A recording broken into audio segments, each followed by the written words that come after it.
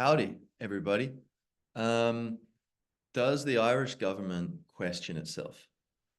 Do they, the Taoiseach, the Taoiseach, and all the ministers and say civil servants and stuff, do they question themselves? What do you think? Do they ask themselves like, are we doing the right thing, or is this true? What we think is real and not real, like true and false, and what we think is good and bad. Like, are we sure about every detail? Because it seems to me like maybe they're just hiding it, but it seems to me like they don't question themselves. Like the people running the show, basically, they seem to kind of just they get asked a question and they're just like, well, no, this is why, and it's understandable. Say if you ask me things, there'll be a bunch of things where I'll be like, no, this is for sure the truth. But not everything. There's going to be some things where I'll be like, I don't know, or well, I think this. What do you think? Or things where I will say something and I see the look on someone's face, and I will go, well, what do you think? Am I wrong, or I might just be like, well, but to be honest, I haven't thought this through that much, or I'm not too knowledgeable on this subject. Or someone says something and I'm arguing with them, I might be like, well, look, you might be right, but from what I understand, this is true. I think I'm right. But I've been wrong enough times that I understand, I'm not perfect. But it seems like we're being led by people who think they're perfect. And that's, I think, quite dangerous. Like, basically, you can't trust someone who never questions themselves, right? Like, um, and, doubting yourself fundamentally is not healthy. You should always just believe, like you believe you need to set yourself realistic tasks. But you should believe once you're doing it, okay, go for it, believe in it. Don't just doubt yourself pointlessly. Sometimes maybe before you start the task, you might wonder, can I do it? So you're not just wasting your time. But but I'm not really talking about that. I'm talking about like what you think, your perspectives, questioning them, thinking, okay, well, how do other people see it? And is there a better, more objective way to think about this? And what seems to be happening, because I experience like a fair bit of, um, I don't know, angst or discomfort from the thing of like, I really care about what is true. And so I'm always questioning myself, like, am I actually right about this or that? And some things I won't, it's very solid and I don't, but there's so many things where I'm pretty sure it's true, but I'll still regularly expose myself to other ideas, and I'll try to put myself in the shoes of someone else and go, okay, is it possible, say, mass immigration or the hate speech bill, or you know, like letting national sovereignty be a thing of the past and just letting it all merge together, or whatever it is. Like, I will try to consider, is it possible that I'm wrong about this? Is it possible that I have some blind spot that I'm not aware of? And I go through that exercise and it helps me clarify my perspective. Sometimes I'll learn things. I'll go, yeah, I think I might be wrong about this thing here, or partly wrong, or maybe it would just be there's a better way to talk about it. There's a better way to present it, or just like I understand the other side better, and I can find better ways to persuade them that they are wrong. It's always useful.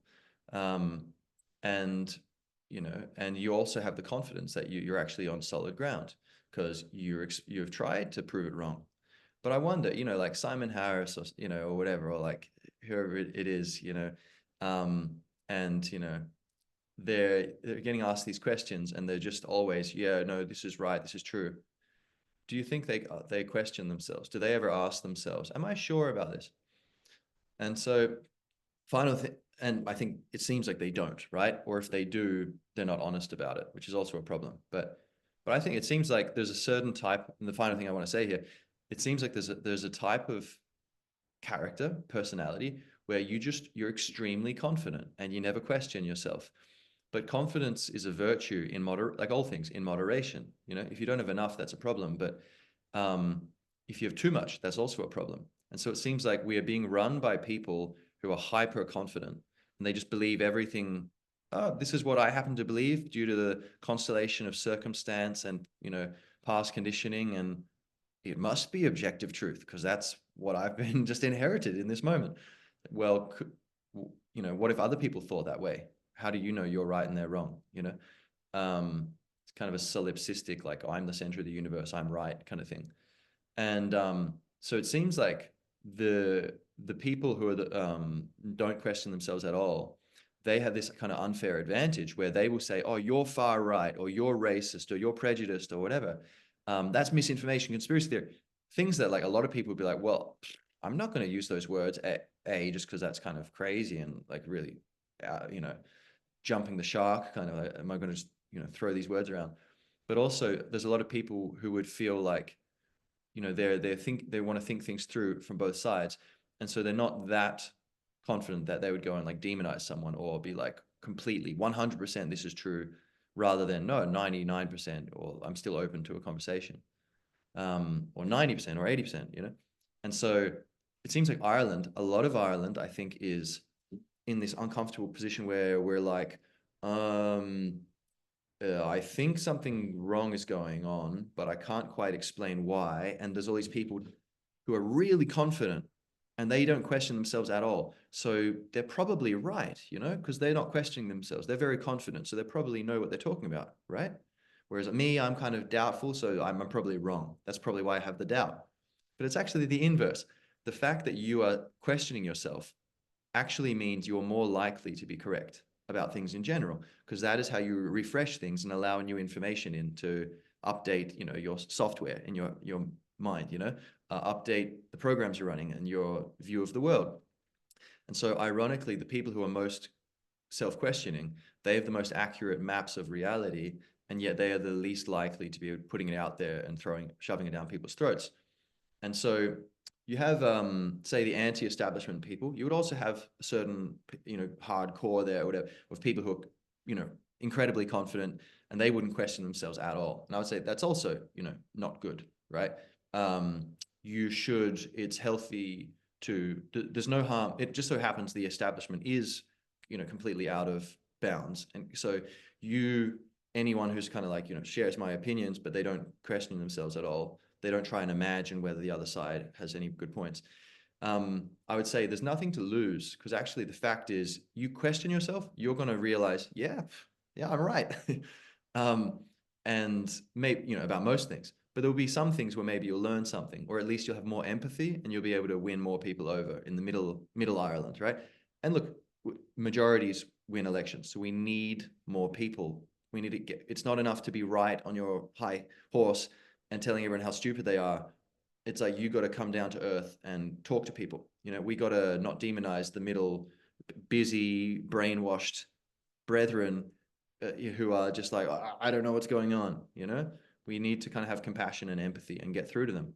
And so you have the extremes in the establishment, and then the some in the anti-establishment who just don't question anything. They're just like, yeah, we're right. We're right. Did it?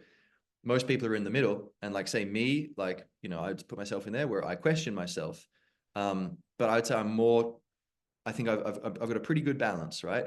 Where I question myself, but then I'm also aware you must just at a certain point go, okay, I believe in this. And until further notice, this is what I'm doing. Like, I'm running for election in Dublin Bay North, right? Under Gaelic Awakening. Go to gaelicawakening.ie. You can become a member. We need 300 members. Then I can register. Otherwise, I'll be running as an independent. But so like, I'm running, and part of me is like, oh, but Jamie, there's all these people who, you know, when you say that, a bunch of people are, oh my God, are you one of those weird people? You know, and it's like, people, for sure, I'm exposing myself to some weird energy. And that would be fine if I was completely confident. But and I am in a way, but part of me is always asking, am I sure I'm right? But that's fine. It's a small price to pay. I just have to be a little uncomfortable because I'm constantly asking myself, you know, refreshing, you know, my thoughts. But I'd say a lot of Ireland could do something similar. And what we need to do is stop letting people who don't question themselves tell you what's real, because you can't trust them. If someone never questions themselves, you need to throw out what they're saying. It could be a thing of like, you know, Hitler is a vegetarian. Okay, so he was, you know, crazy, but he was right about that. You know, that maybe, you know, vegetables are good or whatever. But doesn't mean, you know, being a vegetarian is bad just because Hitler likes it. But so just because the government says something doesn't mean it's not true. but you need to really take it with a pinch of salt if they're never questioning themselves. And so Ireland, if you're listening and you're like, oh yeah, I don't, be very aware that you need to kind of develop, confidence. We need to develop confidence in our beliefs. And we need, I think a key thing is just being aware of the fact that there are these very loud, noisy people who are dominating the conversation and throwing all this dark emotion around, who actually, they don't question themselves. So actually, we need to discard what they're saying, right?